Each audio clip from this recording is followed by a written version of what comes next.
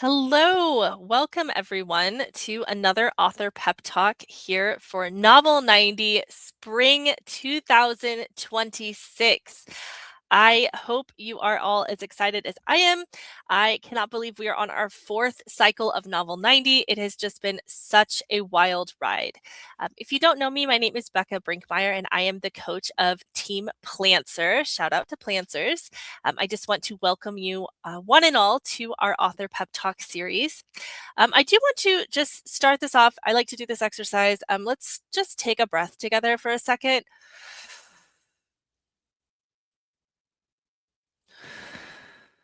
Let's do it again. We're going to hold it for 4 and out for 4. So in.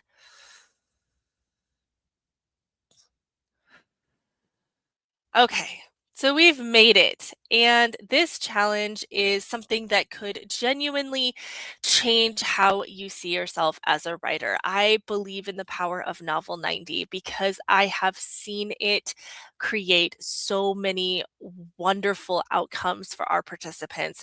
I've seen so many wins come out of this very special writing community, and I am so happy that you are here with us.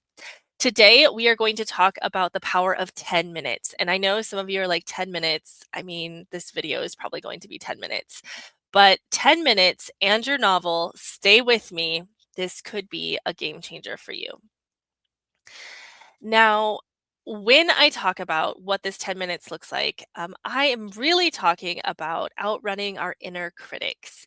A lot of times, getting started and staying on task and making sure that we get our things done tends to be hampered by things like our inner critic. That imposter syndrome comes in and it's like, what are you doing? You look at your prose that you're writing, you're like, this is terrible. I don't like it. You are looking at everything that you have going on around you in your personal life, and everything just feels overwhelming. So, what we are talking about here is something called actually, I'm not going to tell you yet. Hold on. It is actually about finding momentum. That is what we are looking for when we're talking about 10 minutes. Our critics, our imposter syndrome, the little voices that tell us that we can't be doing that, that tends to be super slow. So we are going to outrun them, thankfully, using our words and not actually running. I decided that it is less overwhelming to do 10 minutes, which is equals 600 seconds. I think most of us can hold out for 600 seconds and find 10 minutes in our days.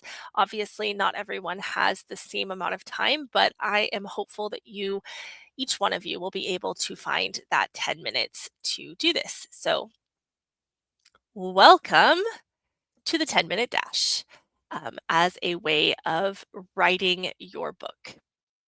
So, how do we do this? Okay, step one, I want you to lower your standards. And I'm very serious about this. Our goal during a 10-minute dash is actually not to create anything perfect. Our goal is to get it done. If you can't think of a character's name during a 10-minute dash, you're going to put that name in brackets like Chicken Man. Brackets and keep moving. If you can't describe a room, the words aren't coming, you're going to write in brackets, they are in a spooky room, come back later. End bracket, move on to the next dialogue. The purpose of a 10-minute dash is to get the words out. You will be able to fix it later, but I want to harness momentum and just get words on the page. And I want to give you permission to write clunky if that's what happens. If that's what is in your brain, get it out onto the page. If it is repetitive, let it be repetitive. You are laying a foundation, and honestly, nobody cares of how clunky that foundation looks before we start making it pretty through editing and going through the whole process. So get your words done, get them out. Stop waiting for the perfect word when you have 10 minutes to get some words out. The next one is going to be to court some conflict. I know a lot of us can be conflict avoidant, but I want you to actually find the conflict for your 10-minute dash. We're not wasting a lot of time with the transitions. We're not writing characters walking through the doors and taking off their coats and shoving their shoes in the little shoe holder thing and saying hi to the dog. Instead, we are starting our timer and jumping directly into some kind of conflict. Maybe we're starting mid-argument, maybe mid-revelation, maybe you have an explosion scene and you're going to start there. We are kind of like breaking the window and climbing in. And if you're stuck, I want you to ask yourself, what is the most uncomfortable thing that could happen right now in this story? Write that, because your characters will thank you for the excitement and your readers are going to thank you for the pacing, and your ability to keep going is going to be enhanced because you're starting in the action, you're courting the conflict. The next thing I want you to do is follow the heat, because in a 10-minute dash, you're going to write whatever part of your story is burning the brightest in your mind. I get snippets of dialogue. I don't know if anyone else does, but every now and then I'll just be going about my day and a whole conversation between my characters will just pop into my mind.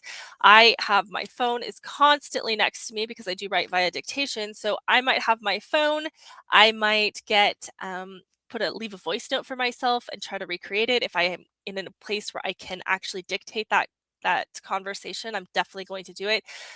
My notes app is so chaotic because of this. So I'm going to follow whatever part of the story is burning brightest. If it's that dialogue, maybe they're having an argument. Maybe it's the big revelation of feelings, since I write romance. Maybe it is something a little spicy. I'm not sure. So remember that if you're bored writing it, we might be bored reading it. So go where the energy is. You have 10 minutes. Use them wisely. So, the step 4 is embrace the chaos of this drafting style. I know that this is uncomfortable for some people, so I do want you to try it at least once. If you hate it, you don't have to keep doing it. But embracing the chaos allows you to kind of free your creativity up a little bit.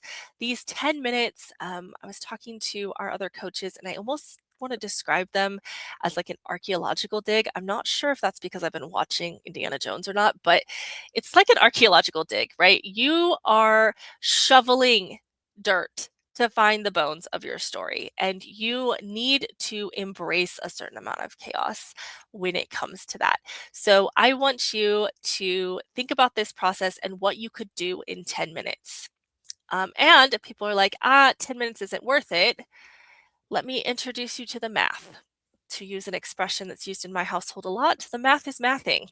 If you get 250 words for every 10-minute dash and you do that twice a day, that's an extra 3,500 words per week.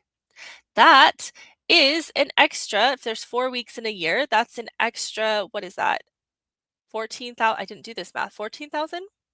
7, 7. Yes. That's an extra 14,000 words a month. That's huge. So this is how novels get finished. It's word by word.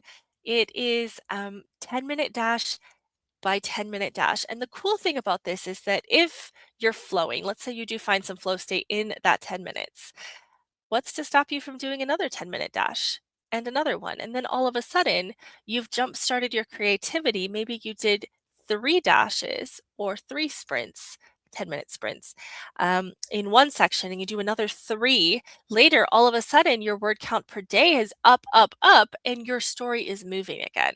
So try it, even if you're a little bit skeptical, just to see how it does. I do believe in this. I do believe in this method. So this is my encouragement for you today. You are so capable of doing this. Find your 10 minutes, dash to the end. Um, your story has been waiting for you all day, and it is so excited that you're finally here. So trust your gut, trust the process, and I will see you on the other side. Happy writing, friends. Bye.